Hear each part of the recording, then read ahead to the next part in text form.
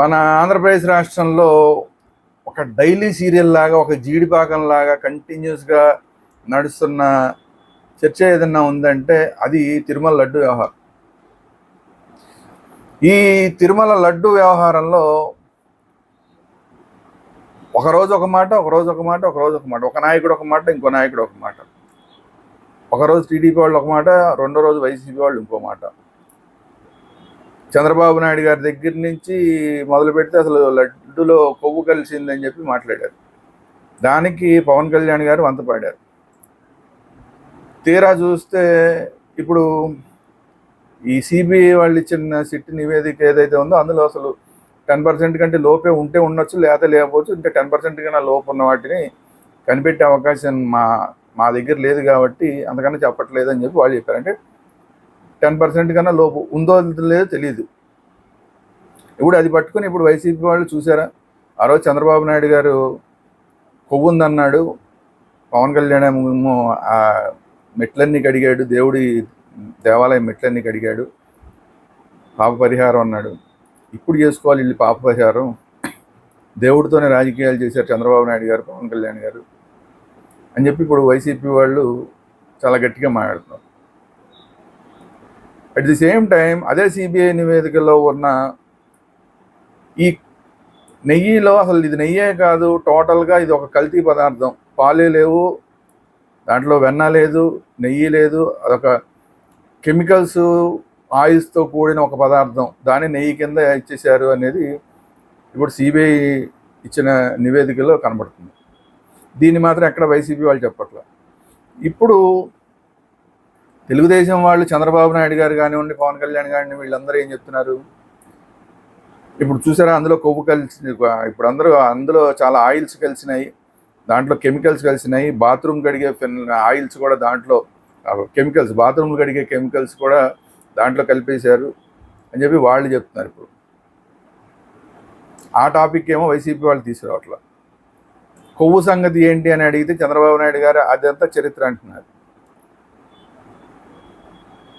ఇప్పుడు హిందువుల పరిస్థితి ఏంటి, అసలు కొవ్వు కలిసిందా కలవలేదా, ఏం జరిగింది, అపచారం, కొవ్వు కలిసిన అపచారం జరిగిందా జరగలేదా, ఏం జరిగింది అనేది తేల్చాలి కదా.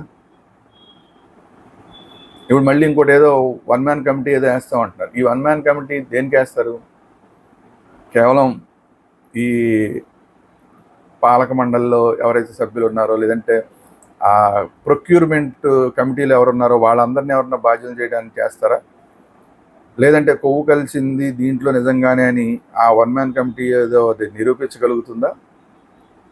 అసలు సుప్రీంకోర్టు ఆధ్వర్యంలో సిబిఐ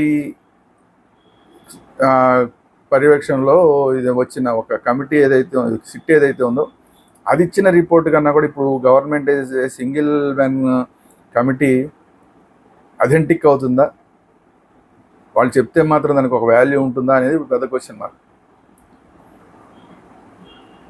అయితే వీటన్నిటి మధ్యన కూడా హిందువులకి ఇప్పుడు వచ్చే డౌట్లు ఏంటంటే, అప్పుడేమో కొవ్వు కలిసిందన్నారు, ఇప్పుడేమో ఆయిల్స్ తర్వాత కెమికల్స్ కలిసాయి అంటున్నారు. అది జరిగినా ఇది జరిగినా లడ్డూలో కల్తీ జరిగింది.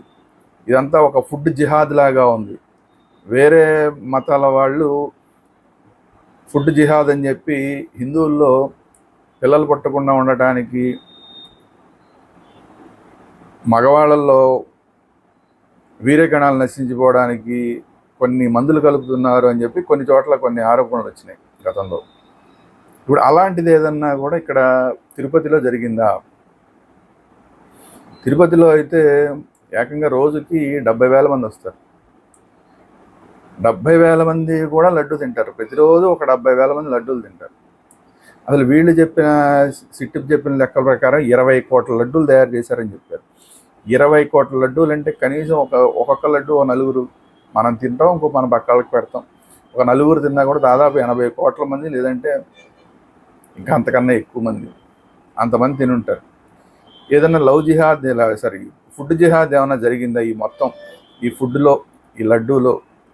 అయితే కొవ్వు కానీ, లేదంటే ఈ కెమికల్స్, బాత్రూమ్ ఫినాయిల్స్, లేదంటే వేరే రకరకాల ఆయిల్స్ కలిపి ఒక ఫుడ్ జిహాద్ ఏమైనా జరిగిందా అనేది ఇప్పుడు హిందువులకు వస్తున్న అనుమానం.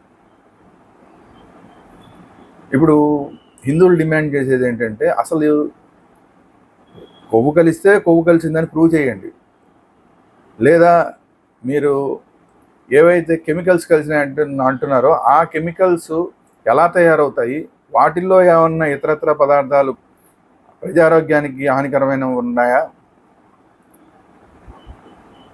అలాగే ఆయిల్స్ ఏవైతే వాడారంటున్నారో ఆయిల్స్లో రకరకాల ఆయిల్స్ అంటున్నారో ఆ ఆయిల్స్లో ప్రజారోగ్యానికి హానికరమైన అంశాలు ఏమైనా ఉన్నాయా, ఉంటే అవేంటి, కెమికల్స్ వల్ల ప్రజారోగ్యానికి వచ్చే హాని ఏంటి, ఎటువంటి జబ్బులు వచ్చే అవకాశం ఉంటుంది, ఏం జరిగే అవకాశం ఉంటుంది, అలాగే ఈ లడ్డూలో కలిసినాయని చెప్తున్న ఆయిల్స్ ఏవైతే ఉన్నాయో వాటిని అసలు ఎలా తయారు చేస్తారు, వాటిని తయారు చేయడంలో కూడా ఇబ్బందికరమైన పరిస్థితులు ఏమైనా ఉన్నాయంటే జంతు కొవ్వు లాంటివి ఏమైనా ఆ ఆయిల్స్లో కూడా ఏమైనా ఉంటాయా, లేదంటే అసలు ఈ ఆయిల్స్ని ఎలా తయారు చేస్తారు, ఈ ఆయిల్స్ వల్ల వచ్చే ప్రజారోగ్యానికి వచ్చే ఇబ్బందులు ఏంటి, ఎటువంటి సైడ్ ఎఫెక్ట్స్ వస్తాయి, వీటి మీద కూడా మాకు పూర్తిగా క్లారిటీ రావాలని చెప్పి ఈరోజు హిందువులు కోరుతున్నారు.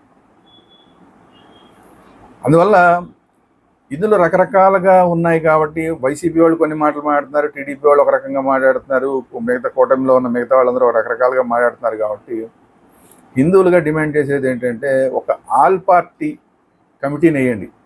ఏదో ఒక సింగిల్ మ్యాన్ కమిటీనని కూటమి ప్రభుత్వం ఇస్తే రేపు దాన్ని అది ఏం చెప్పినా కూడా వైసీపీ వాళ్ళు యాక్సెప్ట్ చేయరు దాన్ని. కాబట్టి ఏంటంటే ఒక ఆల్ పార్టీ కమిటీని ఒక దాన్ని వేసి దీంట్లో అసలు జంతు కొవ్వు కలిసిందా లేదా తేల్చండి. జంతు కొవ్వు కలిసింది అంటే వైసీపీ వాళ్ళు హిందూ సమాజానికి దేవదేవుడికి క్షమాపణ చెప్పాలి. జంతు కొవ్వు కలవలేదు అనేది తేలితే అప్పుడు చంద్రబాబు నాయుడు గారు, పవన్ కళ్యాణ్ గారు, కూటమి పెద్దలందరూ కూడా హిందువులకు క్షమాపణ చెప్పాలి.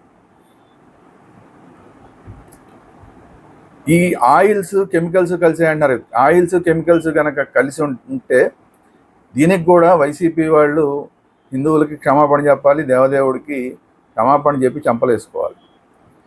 అలాగే ఒకవేళ ఆయిల్స్ కెమికల్స్ ఏమీ కలవలేదు, అంతా లడ్డు బాగానే ఉంది అని కనుక రిపోర్ట్ వస్తే అప్పుడు చంద్రబాబు నాయుడు గారు, పవన్ కళ్యాణ్ గారు, కూటమి పెద్దలందరూ కూడా హిందువులకి క్షమాపణ చెప్పాలి, అలాగే దేవదేవుడికి కూడా క్షమాపణ చెప్పాలి.